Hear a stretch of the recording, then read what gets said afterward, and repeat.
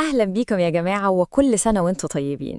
النهاردة هنتكلم في موضوع مهم جدا لينا كلنا، وهو إزاي نصوم رمضان صيام صحيح ومقبول بإذن الله. هنقدم دليل عملي كده بسيط ومختصر لأهم الأحكام اللي محتاجين نعرفها.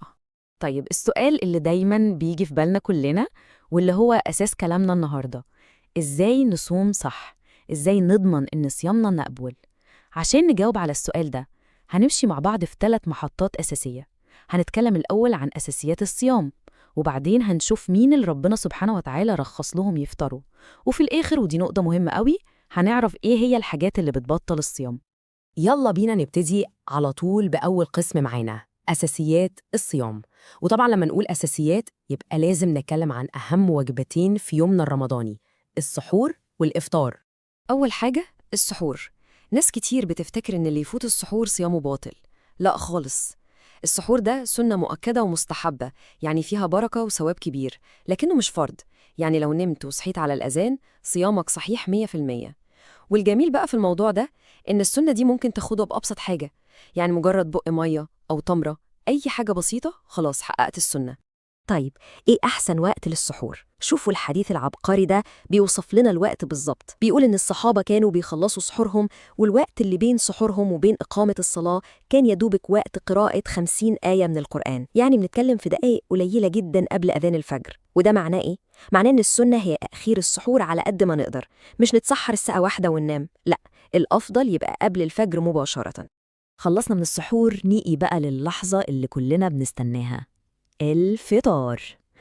هنا برضو في سنة جميلة قوي وليها حكمة. النبي عليه الصلاة والسلام كان بيفطر إزاي؟ بالترتيب ده.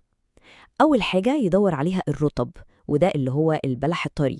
طب لو مش موجود يبقى التمر، اللي هو البلح الناشف اللي كلنا عارفينه. طب لو مفيش ده ولا ده يبقى على شوية مية.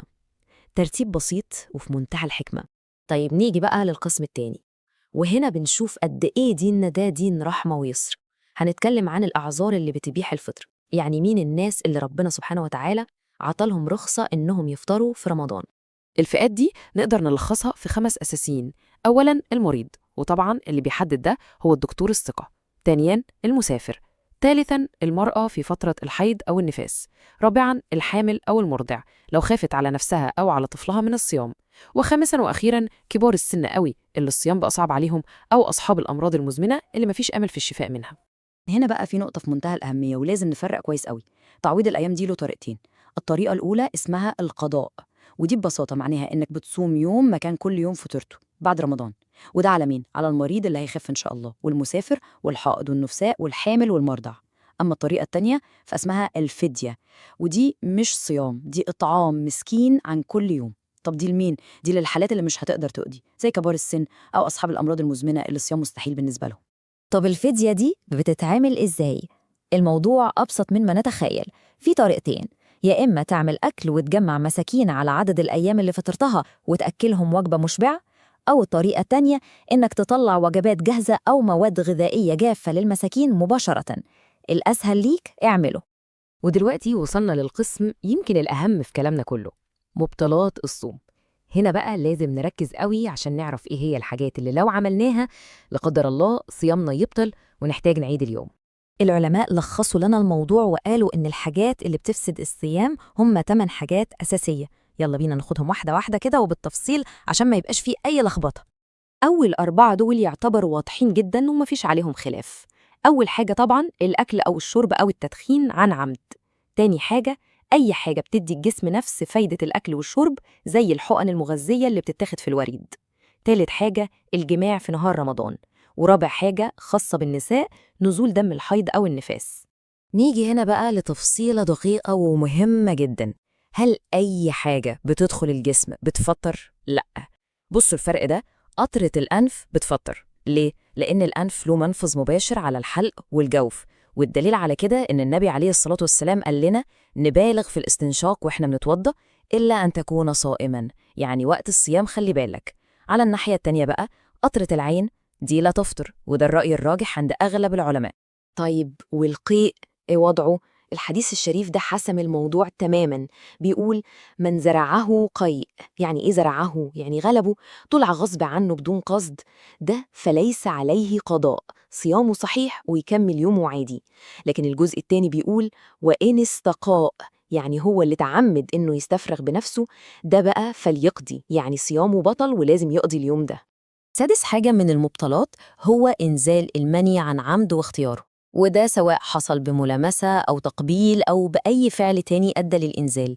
الفعل ده بيبطل الصيام، والحكمة من كده واضحة في الحديث القدسي لما ربنا سبحانه وتعالى بيقول عن الصايم يدع طعامه وشرابه وشهوته من أجلي. فالشهوة جزء أساسي من اللي بنتركه لله في نهار رمضان. نقطة تانية برضو دقيقة ومحتاجة توضيح، البخور هل بيفطر؟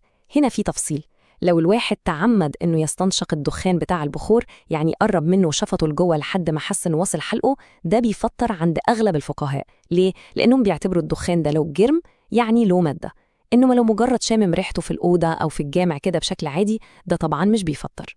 وآخر حاجة معانا في قائمة المبطلات الثمانية هي مسألة طبية حديثة، وهي غسيل الكلى. غسيل الكلى بيفطر بس بشرط، لو العملية دي بيدخل فيها للجسم دم جديد أو مواد مغذية بتعوض عن الأكل والشرب. طيب بعد ما عرفنا ال8 حاجات اللي بتفطر، في مفاجأة.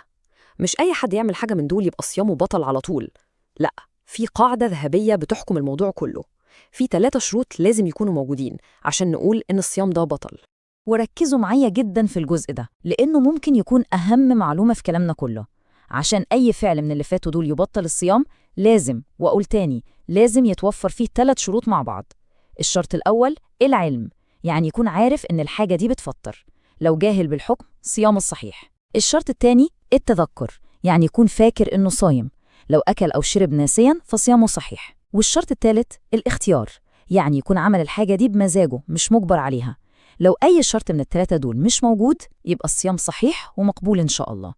وفي الآخر بعد ما عرفنا كل الأحكام والتفاصيل دي اللي هي مهمة طبعاً عشان صحة العبادة، يفضل السؤال الأهم: إزاي ما نغرقش في التفاصيل دي وننسى الهدف الأكبر؟